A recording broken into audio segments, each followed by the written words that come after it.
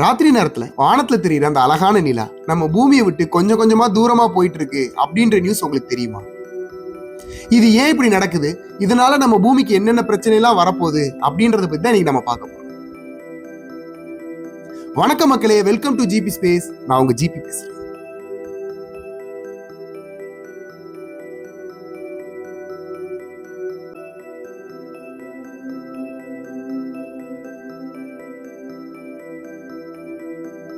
Imagine பண்ணி பாருங்க, உங்க கூடவே இருக்கிற ஒரு ஃப்ரெண்ட் உங்களுக்கே தெரியாம டெய்லி ஒவ்வொரு சென்டிமீட்டரா உங்களை விட்டு தள்ளி போயிட்டு இருந்தா உங்களுக்கு எப்படி இருக்கும்?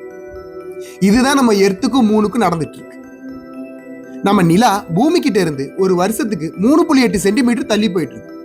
இது இப்படியே கண்டினியூ ஆச்சுன்னா ஒரு கட்டத்துக்கு மேல பூமியோட கிராவிட்டில இருந்து நிலா எஸ்கேப் ஆயிரும்ல அப்படின்னு தான் நீங்க நினைக்கிறீங்க. இதுக்கான ஆன்சர் உங்களுக்கு தெளிவா புரியணும்னா நம்ம காலத்துல கொஞ்சம் பின்னோக்கி போய் பார்க்க வேண்டியிருக்கு. சுமார் 4.5 பில்லியன் வருஷத்துக்கு முன்னாடி நம்ம சோலார் சிஸ்டம் புதுசா உருவான டைம்ல பூமியும் நிலாவும் ரொம்ப பக்கத்துல இருந்தது. இமேஜின் பண்ணி பாருங்க, இப்ப நம்ம நைட் ஸ்கேல பாக்குற நிலாவை விட அப்ப இருந்த நிலா 15 மடங்கு பெருசா இருந்தது. பூமிக்கு நிலாவுக்கு நடுவில் இருந்த டிஸ்டன்ஸ் வெறும் 24,000 கிலோமீட்டர் தானா. இப்ப 3,84,000 கிலோமீட்டர் டிஸ்டன்ஸ்ல இருக்கிறது அப்ப எவ்வளவு பக்கத்துல இருந்திருக்கு பாருங்க. நம்ம பூமி நிலாலாம் உருவான புதுசுல நம்ம பூமி ரொம்ப வேகமா சுத்திட்டு இருந்துச்சு. ஒரு நாளை கம்ப்ளீட் பண்றதுக்கு 6 மணி நேரம் தான் நம்ம பூமிக்கு தேவைப்படுச்சு. ஆனா இன்னைக்கு ஒரு நாள் கம்ப்ளீட் பண்றதுக்கு 24 மணி நேரம் தேவைப்படுது. இந்த மாற்றம் எப்படி உருவாச்சு அப்படின்னு சயின்டிஸ்டுங்க ரிசர்ச் பண்ண போது அவங்களுக்கு கிடைச்ச பதில் கடல் அலைகள்னு சொன்னா அவங்களால நம்ப முடியுது. நிலா தூரமா போறதுக்கும் கடல் அலைகளுக்கு என்னையா சம்பந்தம் அப்படின்னு தான் நீங்க நினைக்கிறீங்க. இதை பத்தி நம்ம புரிஞ்சுக்கணும்னா நம்ம சயின்ஸோட 2 பேசிக் கான்செப்டை பத்தி தெரிஞ்சுக்கணும். ஒன்னு கிராவிட்டி, இன்னொன்னு ஃப்ரிக்ஷன். பூமியோட சர்ஃபேஸ்ல 70% மேல தண்ணி தான் இருக்கு. நிலா நம்ம பூமியை சுத்தி வரும்போது நம்ம எர்த்தோட சர்ஃபேஸ் மேல இருக்க தண்ணியை அது தன் பக்கமா இழுக்குது. இப்ப நம்ம பூமியை ஒரு வாட்டர் பலூனா இமேஜின் பண்ணிக்கோங்க. பூமியோட சர்ஃபேஸ்ல இருக்க தண்ணியை நிலா தான் பக்கமா இழுக்கும் போது நம்ம பூமி நிலாவால இழுக்கப்படுற அந்த பர்டிகுலர் ஏரியால பல்ஜ் ஆகுமா? இதைத்தான் ஹை டைட் அப்படின்னு சொல்லுவாங்க. இப்பதான் இங்க ஒரு பெரிய ட்விஸ்டே நடக்குது. நம்ம நிலா பூமியை விட ரொம்ப ஸ்லோவா தான் சுத்தும். நம்ம நிலா நம்ம பூமியை ஒரு வாட்டி சுத்தி முடிக்க 27 நாள் ஆகும். ஆனா நம்ம பூமி ஒரு ரொட்டேஷனை 24 மணி நேரத்துல கம்ப்ளீட் பண்ணிடும். புரியலையா?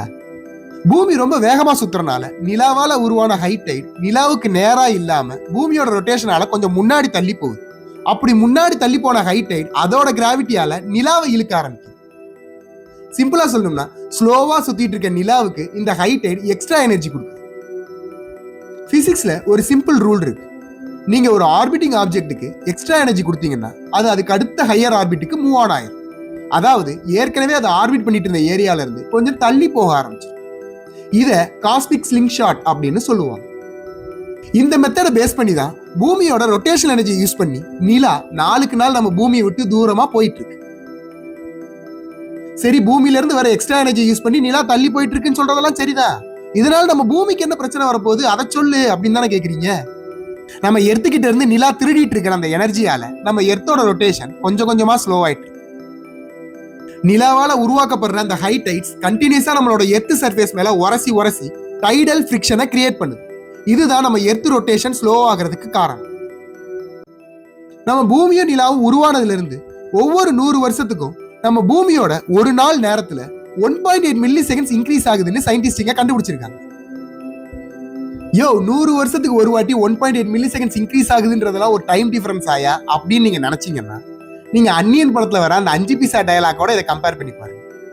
4.5 பில்லியன் இயர்ஸ்ல 45 மில்லியன் 100 வருஷம் இருக்கு. மைக்ரோஸ்கோபிக் லெவல் இது தெரிஞ்சாலும் பல மில்லியன் வருஷத்துக்கு அப்புறம் பார்க்கும்போது இது ஒரு மிகப்பெரிய சேஞ்சை உருவாக்கி இருக்கு. 24,000 கிலோமீட்டர் டிஸ்டன்ஸ்ல இருந்த நம்ம நிலா இப்ப 3,84,000 கிலோமீட்டர் டிஸ்டன்ஸ்ல இருக்கு. இதுவே போதாதா, இன்னும் இது நகண்டுட்டு வேற இருக்கு. இப்படியே நம்ம பூமியை விட்டு நிலா கொஞ்சம் கொஞ்சமா நகண்டிட்டே இருந்தா ஒரு கட்டத்துக்கு மேல மொத்தமா நம்ம பூமியை விட்டுட்டு நிலா போயிருமா அப்படின்னு நீங்க கேட்டீங்கன்னா நம்ம நிலாவால பூமியை மொத்தமா விட்டுட்டு போக முடியாது. ஏன்னா நம்ம நிலா பூமியை விட்டுட்டு போற டிஸ்டன்ஸை ரீச் பண்றதுக்கே 50 பில்லியன் வருஷம். அப்படியே அந்த டைமை ரீச் பண்ணும்போது பூமி நிலாலாம் இருந்துச்சுன்னா பூமியோட ரொட்டேஷன் ஸ்பீட் ரொம்ப கம்மியா இருக்கும்.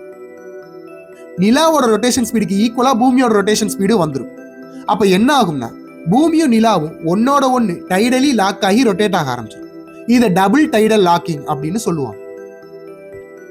டைடலி லாக் ஆயிருக்கிற பூமியோட ஒரு பக்கத்துல இருக்க மக்களால மட்டும்தான் நிலாவை எப்பயுமே பார்க்க முடியும். பூமியோட மறுபக்கத்துல இருக்க மக்களால எப்பயுமே நிலாவை பார்க்க முடியாதுன்ற மாதிரி சுச்சுவேஷன் உருவாகும். ஆனா இதெல்லாம் நடக்கிறதுக்கு முன்னாடியே நம்ம சூரியன் சூப்பர்னோவாவை அச்சீவ் பண்ணி நம்ம பூமி நிலா இல்ல இந்த சோலார் சிஸ்டத்தையே அழிச்சிரும் அப்படின்னு சயின்டிஸ்டுங்க சொல்றாங்க. சோ அந்த டைம்ல மக்கள் இருந்தாங்கன்னா அவங்களுக்கு நிலாவை பத்தி கவலைப்படலாம் டைம் இருக்கு. சிம்பிளா சொல்லணும்னா பூமி தன்னோட ரொட்டேஷன் எனர்ஜியை நிலாவுக்கு கொடுக்குது. அந்த எனர்ஜியை நிலா வாங்கிட்டு நம்ம பூமியை விட்டு கொஞ்சம் கொஞ்சமா தள்ளி போயிட்டு இருக்கு. சோ அடுத்த வாட்டி நீங்க வானத்துல நிலாவை பார்க்கும்போது அந்த நிலா நம்ம பூமியில இருந்து கொஞ்சம் கொஞ்சமா தள்ளி போயிட்டு இருக்கு அப்படின்றதையும் தெரிஞ்சுக்கோங்க. அது அப்படி தள்ளி போறதுக்கு நம்ம பூமியில இருந்தே எனர்ஜியை திருடி நம்ம பூமியோட ரொட்டேஷன் ஸ்பீடையும் அது கம்மி பண்ணுது அப்படின்றதையும் புரிஞ்சுக்கோங்க. இந்த வீடியோ உங்களுக்கு பிடிச்சிருந்தா லைக் பண்ணுங்க, ஷேர் பண்ணுங்க. அடுத்து எந்த டாபிக்கை பத்தி பேசலாம் அப்படின்றத கமெண்ட்ல சொல்லுங்க. இதே மாதிரி ஸ்பேஸ் கண்டென்ட்ஸ் உங்களுக்கு நிறைய பார்க்கணும்னு ஆசை இருந்தா ஜிபி ஸ்பேஸ் சேனலை சப்ஸ்கிரைப் பண்ணி வைங்க. நான் உங்களை அடுத்த வீடியோல வந்து பார்க்குறேன். Until then, stay curious. I am GP signing out.